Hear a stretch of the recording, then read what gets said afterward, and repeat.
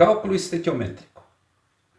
Uma das maneiras de impedir que o dióxido de enxofre, um dos responsáveis pela chuva ácida, seja liberado pela atmosfera, é tratá-lo previamente com óxido de magnésio em presença de ar, como equacionado a seguir. Por que isso? Porque o óxido de enxofre é um óxido ácido e o óxido de magnésio é um óxido básico. Então eles se neutralizam, produzindo um sal. Ele quer saber aqui quantas toneladas de óxido de magnésio são consumidos no tratamento de uma determinada quantidade, 9,6 toneladas de dióxido de enxofre. Então o que a gente tem que fazer aqui? Primeira coisa, balancear a equação. Um magnésio antes e um depois, um enxofre, 4 oxigênio. Então a equação está balanceada. Isso quer dizer que 1 mol dessa substância precisa de 1 mol desta outra aqui para reagir. Ele quer saber quantas toneladas para neutralizar tantas toneladas. Ou seja, é massa por massa. Vamos lá, 1 mol de óxido de magnésio pesa quanto? A massa atômica do magnésio é 24, aproximadamente. A do oxigênio é 16, então 1 mol desta substância são 40 gramas.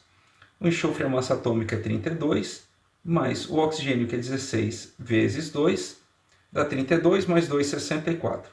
Ou seja, o que essa equação aqui balanceada me diz é que para neutralizar 64 kg de dióxido de enxofre, para neutralizar 64 gramas de dióxido de enxofre, eu preciso de 40 gramas de óxido de magnésio.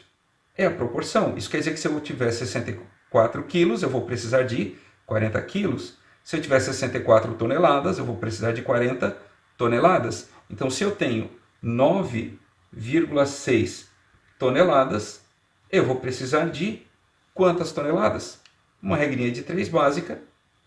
Então, eu tenho 9,6 toneladas vezes 40 gramas dividido por 64 gramas. Aí nós temos aqui, corta, 96, a gente pode simplificar um pouquinho, ó, 96 vezes 4, para ficar números mais fáceis de lidar, e aqui 64. Ó, simplifica antes de sair multiplicando, 64 por 4, isso vai dar 2 com 32, então eu vou ter aqui 96 dividido por 16, vamos simplificando, 48 dividido por 8, que vai dar 6 toneladas. Lembrando, cortei grama com grama, sobrou toneladas. Então são 6 toneladas de óxido de magnésio. Abaixo é dada a equação não balanceada da combustão do heptano. Calcule a massa de oxigênio necessária para queimar 40 gramas de heptano. Então a primeira coisa é balancear. Começamos aqui pelo carbono e pelo hidrogênio, que são os que têm maior quantidade, maiores índices e que não aparecem repetidas vezes. 16 hidrogênios, 8 vezes 2, 16, fechou a quantidade, 7 carbonos. Aí um detalhe do oxigênio que a gente já pode até se antecipar, como a gente viu no outro exercício, aqui eu tenho 2 oxigênios. A quantidade de oxigênios tem que ser par. Aqui é par, aqui não. Então o número que vai na frente da água tem que ser par. Se não for, eu já posso me antecipar e duplicar tudo. Então eu tenho aqui 8 oxigênios aqui, 7 vezes 2, 14. 14 mais 8, 22. Então aqui eu coloco 11. Isso quer dizer que eu tenho 1 mol de heptano que reage com 11 mols de oxigênio. Ele quer saber a massa de oxigênio. Vamos lá, a massa atômica do oxigênio é 16.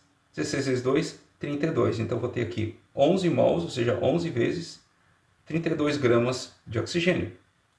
E isso vai ser necessário para reagir com 1 mol de heptano, que é carbono, 12 vezes 7, mais 16 vezes 1. 12 vezes 7 dá 70, 84, mais 16, isso dá 100 gramas. Ou seja, para queimar 100 gramas de heptano, eu preciso dessa massa de oxigênio.